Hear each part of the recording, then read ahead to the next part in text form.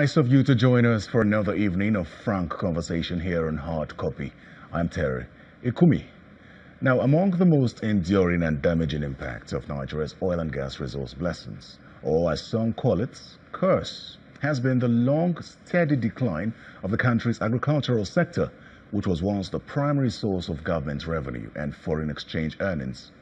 But agriculture in Nigeria has suffered from decades of underinvestment, corruption, policy neglect, and lost opportunities.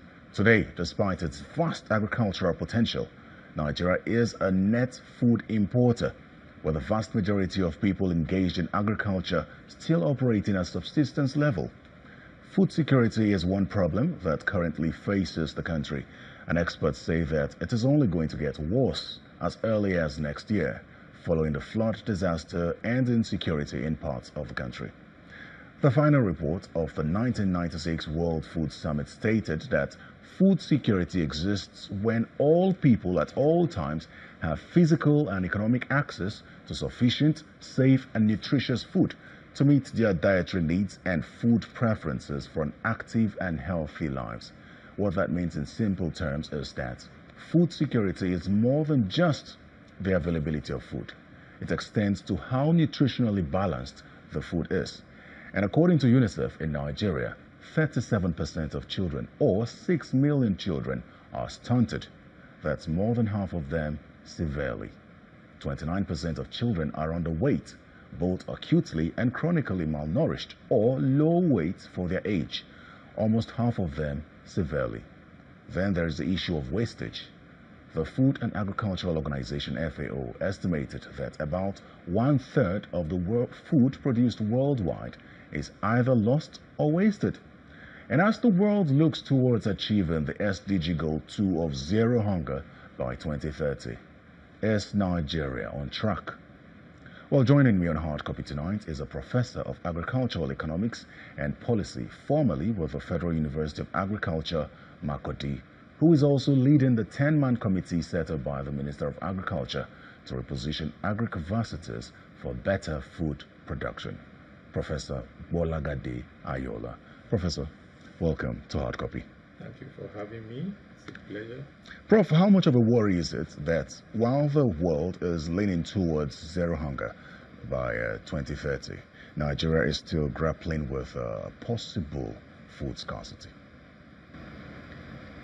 It is a serious situation that Nigeria finds itself, whereby about 25% of the population is food insecure by recent statistics chronically, and when you define it in a larger sense, could go as far as 70%, which means that many people in Nigeria cannot sleep with their eyes closed. The issue of food security actually goes beyond mere production of food, as you have said, to accessibility, and also escalated to funding, financial accessibility as well. Therefore, food security is a major issue of the Nigerian economy, which, if we do not tackle it within the term context, short, medium, and long-term context, it can pose a serious limitation to our growth and development in future. Now, we know that successive administrations have claimed to be diversifying from oil to agriculture. How well do you think we're doing in this regard?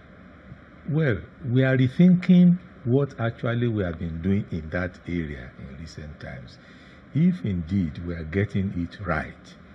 The contemporary thought is such that it appears we were not following a definitive philosophical framework for struggling to get in line with food security. Food security goes with poverty. There is need for heavy public investment, social investment, in order to attain food security, as different from private investment that is needed for agribusiness growth. to that extent, we are not getting the framework of thinking right enough. Before we get into the factors, as you mentioned, should we distinguish between urban food security and rural food security? I think it is just a matter of a glass half full or half empty, more or less the same thing.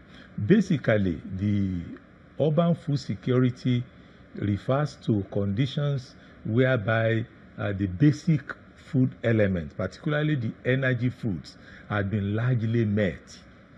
And what remains is the inability to functionalize the nutrients, the various types of nutrients required for balanced growth.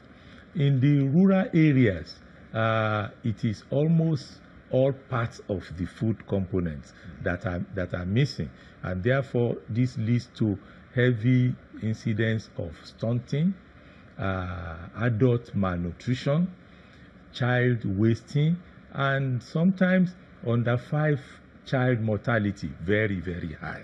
So it's more or less the same thing, but present in different ways. Because of concentration of more income in the urban areas, it will appear that they are unable to meet their general food requirements when you consider nutrient balance. But in the rural areas, both the energy food and the differentiated nutrient values are not consistent with requirements. We will come to malnutrition, because I think it's a topic that deserves a special attention, or a subtopic rather, that deserves special attention.